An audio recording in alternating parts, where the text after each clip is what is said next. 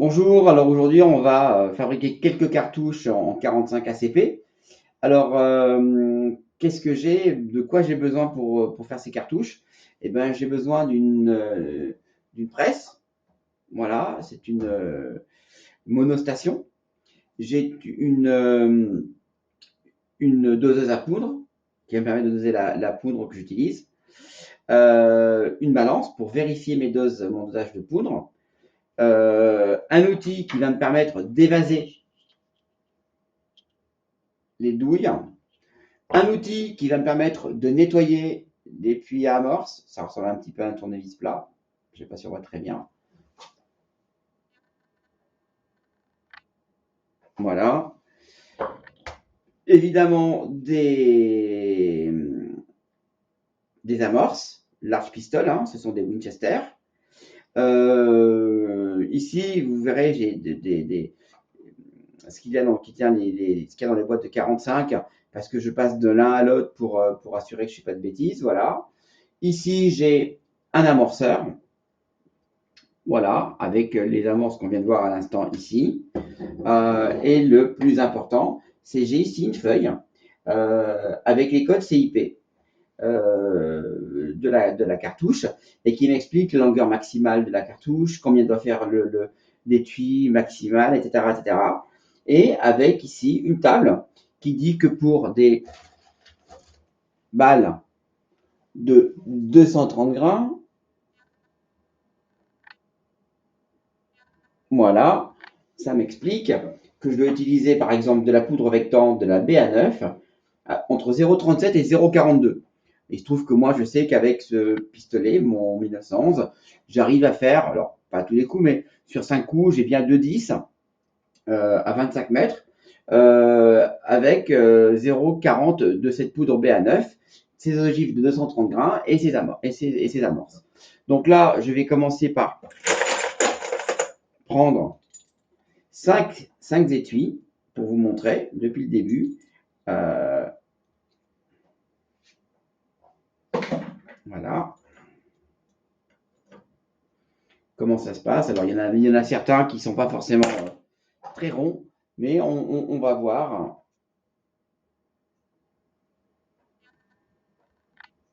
Là, on voit que c'est pas très rond, mais on va voir comment ça se passe. Donc là, le premier outil, c'est l'outil qui va enlever les amorces et qui va reformer les étuis, celui qui a le tout qui sort. Voilà. Donc j'enlève cet outil qui est dedans et je mets cet outil et je vais commencer par sortir, désamorcer ces 5 étuis et enlever donc les 5 amorces et nettoyer les puits d'amorce. Donc on commence par le premier et après ce que je fais, voilà, l'amorce est sortie, ça rentre entièrement dans l'étui pour que l'étui soit vraiment reformé du début jusqu'à la fin. Donc on va prendre celui-ci, souvenez-vous qui n'était pas très rond, voilà, ben, il va être beaucoup plus rond puisqu'il va être entièrement reformé, voilà. Alors ce sont des étuis qui n'ont pas beaucoup servi. Alors même l'étui, lui aussi, a une cote CIP à vide. C'est-à-dire qu'avec mon pied à coulisse, il va falloir que mon étui fasse un maximum de 22 2 cm,81. Si c'est plus, ça ne compte pas. Donc là, je suis à 2,76. Alors typiquement, le jour où ça dépasse les 81, il va falloir que je les passe à une machine qui va effectivement les raccourcir. Donc je continue, la quatrième et la cinquième. Je nettoie mes puits d'amorce.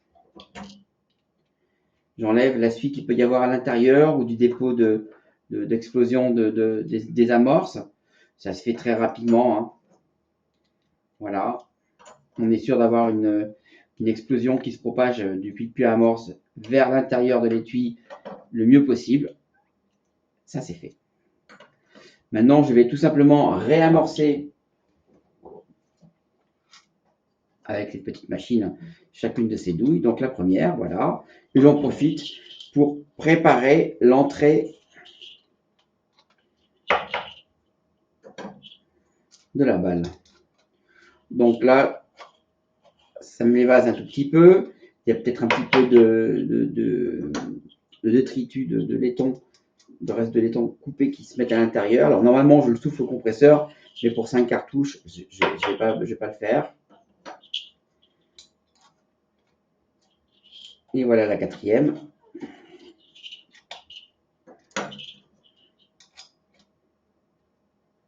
Et la dernière.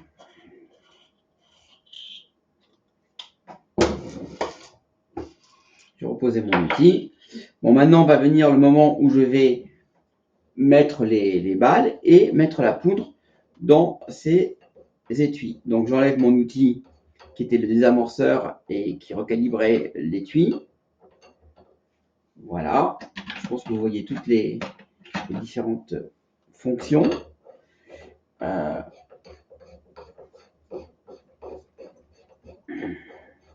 Voilà.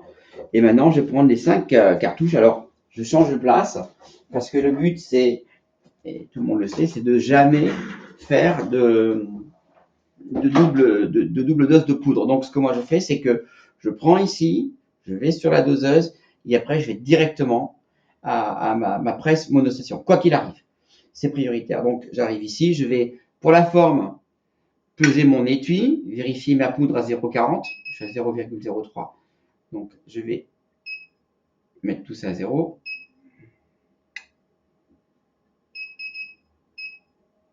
Si ça veut bien. Ah, c'était bien, mais c'est reparti. Allez.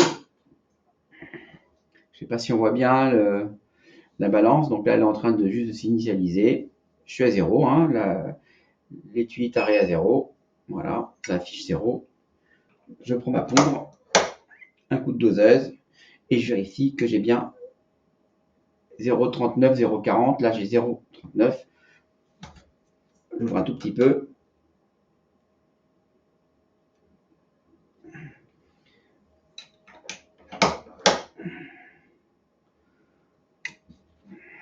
Je suis bien à 0,40. 0,39, 0,40.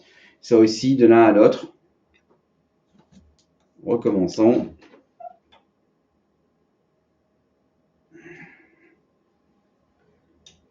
Je vérifie que mon étui est bien à 0. C'est bien le cas. Attention à ne pas souffler sur la balance, parce que c'est assez précis. Hein. Voilà, 0,40. Donc maintenant, je suis bon. Je passe directement mon ogive. Et là, je presse. Et jusqu'à la fin, ça fera un petit sertissage. Chose importante, vérifier la cote de la baille. Parce que là, c'est pareil. Il ne faut pas que ça dépasse, en tout et pour tout, 32,40. Pardon, 32,40, c'est bien ça. Donc, on vérifie. Et j'ai bien 32,30. Et donc, ma balle est conforme. Alors, l'outil est réglé une bonne fois pour toutes. Hein. Donc là, je continue.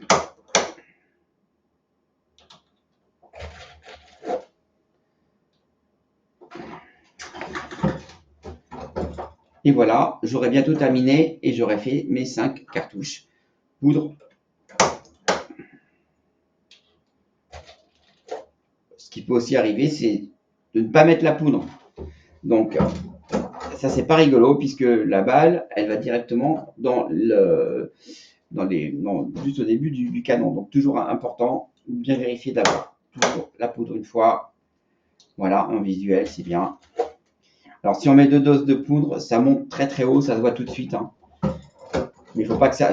Moi, ça m'est jamais arrivé et j'ai pas l'intention que ça arrive non plus. Mais voilà à peu près, carrément même, voilà, exactement le process qu'il faut faire pour fabriquer du 45 ACP.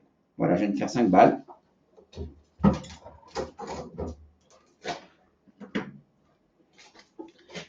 Et voilà. Allez, à bientôt.